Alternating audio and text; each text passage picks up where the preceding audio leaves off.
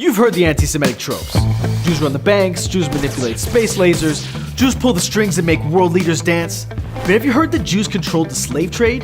This libelous claim began circulating in 1991 when an extremist organization known as the Nation of Islam claimed to have gathered irrefutable evidence that Jews ran the slave trade in the Americas.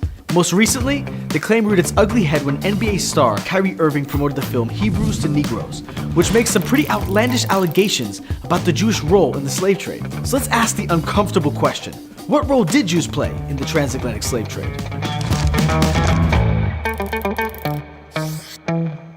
The American South is beautiful, full of grand, airy mansions and oak forests dripping with Spanish moss.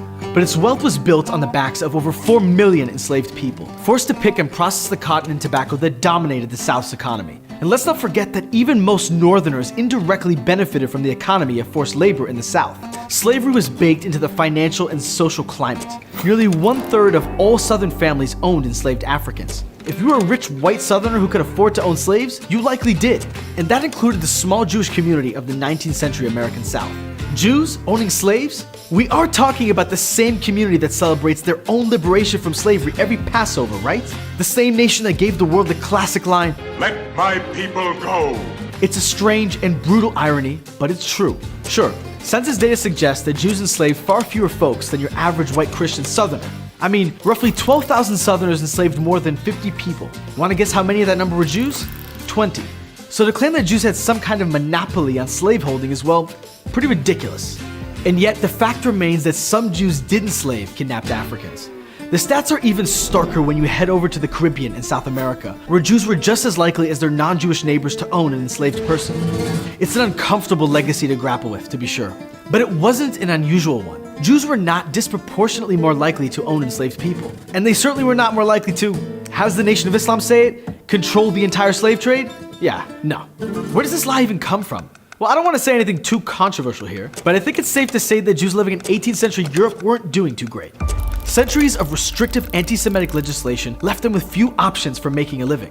Barred from owning land and many professions, Jews turned to the few trades they were allowed to practice: commerce, supply, trade, manufacturing, and finance. Behold the origin of the old anti-Semitic stereotype that Jews are good with money or control the economy.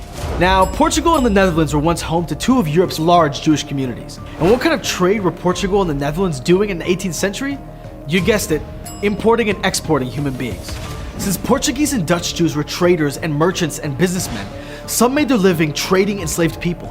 While a few were prominent slave traders, most found themselves in minor roles as middlemen, brokering arrangements for enslaved people among other commercial goods. Others became minority investors in much larger slavery-based businesses. Meanwhile, Jews in the Caribbean relied on the trade of European goods, food products, and diamonds, since they already had networks for those types of merchandise. A tiny number owned slaving vessels or resold enslaved people. In terms of Dutch international trade, Jews were already disproportionately represented, and unfortunately, the number of Jews involved in the slave trade reflects this.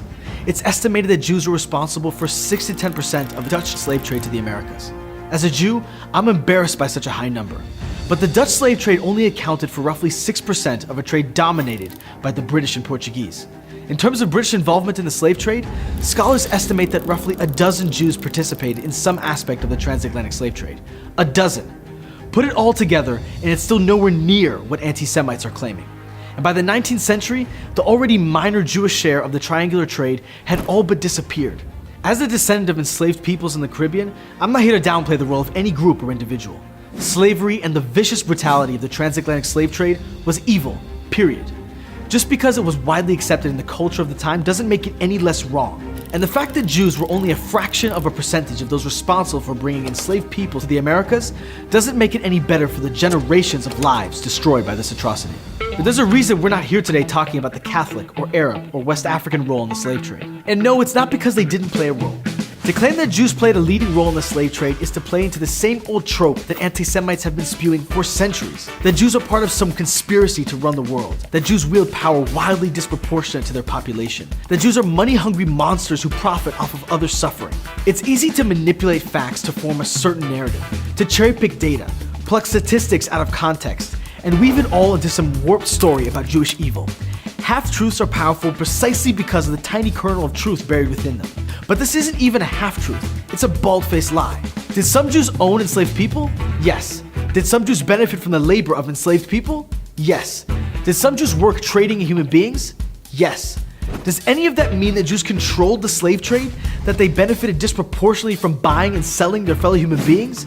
That they were primarily responsible for hundreds of years of misery and suffering and theft? Absolutely not. That is what we call a lie. One that drives hatred of a tiny minority and pits two persecuted groups against one another. It's up to us to stare the facts in the face and to tear down the hateful lies that have been built around them.